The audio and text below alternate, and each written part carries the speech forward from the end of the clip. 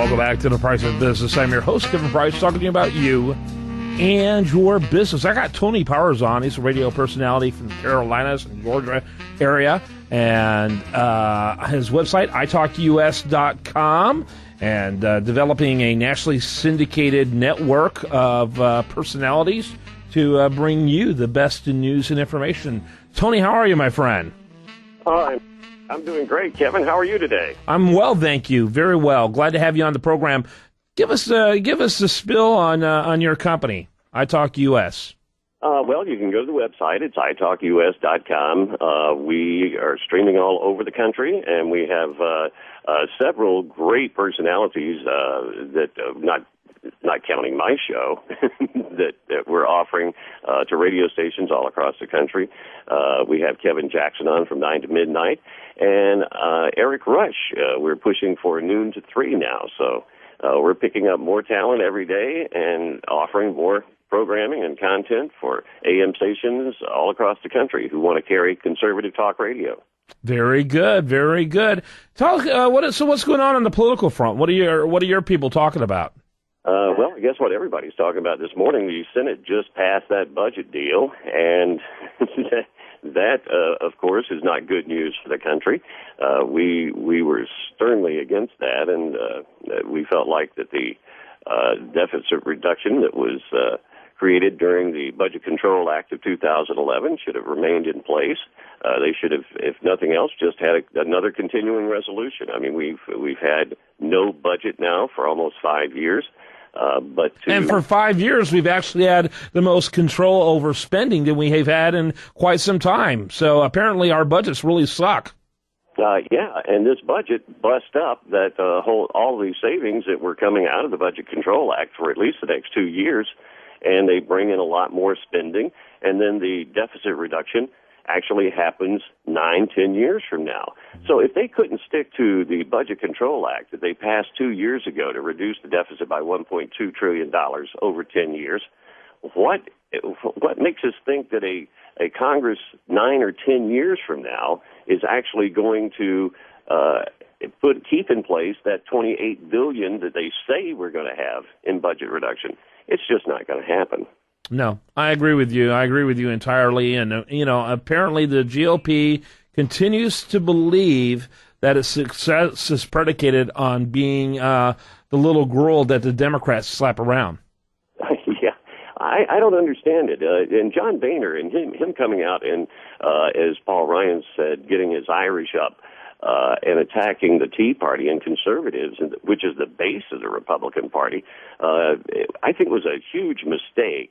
And this passage of this budget today is going to infuriate conservatives all over the country because they had budget deficit reduction, and it was built in. The president's been out there bragging about this deficit reduction all the time, railing against the sequester cuts. That's what created the deficit reduction. Now they're just saying, okay, forget that one. We've got a promise for you later. So it's kind of like that wimpy thing. I'll gladly pay you Tuesday for a hamburger today.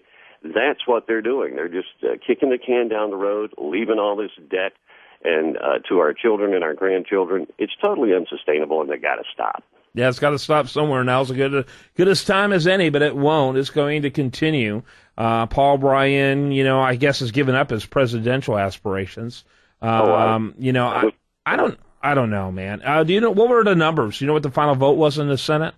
Actually, I think it was 67. They got 67 votes for it, which means 12 Republicans joined with Democrats to get it done. Some Democrats got a Harry Reid pass because he was able to get enough Republicans. So Republicans basically handed the Democrats a victory because many Democrats who are in red states knew that if they voted for this, it would be the kiss of death for them next November.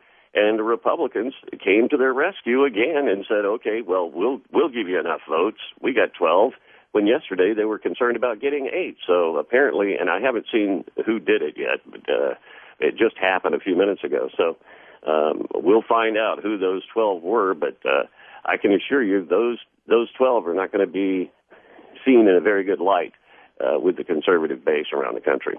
Yeah, I think you're probably right on that. It's strange days indeed, my friend. Strange days indeed. So what else are you talking about? Obviously, I don't know if you saw this Associated Press GfK poll that came out that found potentially bigger problems for President Obama's healthcare overhaul. It's not just the website. It's you've got 85% of Americans saying that that the White House is not going to expand coverage for those that are uninsured. 75% saying the rollout of coverage for the uninsured has gone badly.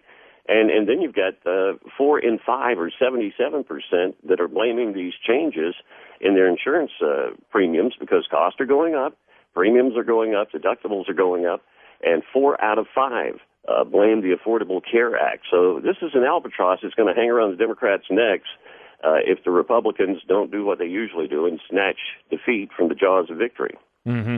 Yeah, I think you're absolutely right, and I actually believe, I've come to believe, and I'm not much for conspiracy theories. You know, there's enough obvious things that are happening that you don't have to become some cynical conspiracy theorist. But I've come to believe that every single aspect of implementation of Obamacare is going to go poorly, and it's going to do it. They're going to do it on purpose to simply prove that a hybrid of private and public doesn't work, and that we can only make this succeed through a pure public option. That's what I believe That's what I believe the objective is here. That's the end game. Oh, you're absolutely right. That's exactly where they want to go. They want a single payer plan, and they want the government to be the single payer, and then we're all going to be in queue to see our doctors, and it's going to take months just to get an appointment with your GP, and then just try to see a specialist if you have something serious. We see how it's worked out in England and in Europe and in Canada, and it's not working there. There's no reason to believe it'll work better here. In even a larger economy and millions more people. It just can't work. Mm-hmm. Yeah, no question about it. Tony Powers, I get him on every chance I can. He's great. I love doing his program as well. He's just a phenomenal, insightful individual and a great friend of this program. Make sure you check him out at italkus.com. That's italkus.com. Thanks so much for being with us. Hey, Kevin, thank you. Merry Christmas. Merry Christmas to you. When we come back, much more for you. I do want to remind you, best content here shows up over there at usdailyreview.com, and you're listening to The Price of Business.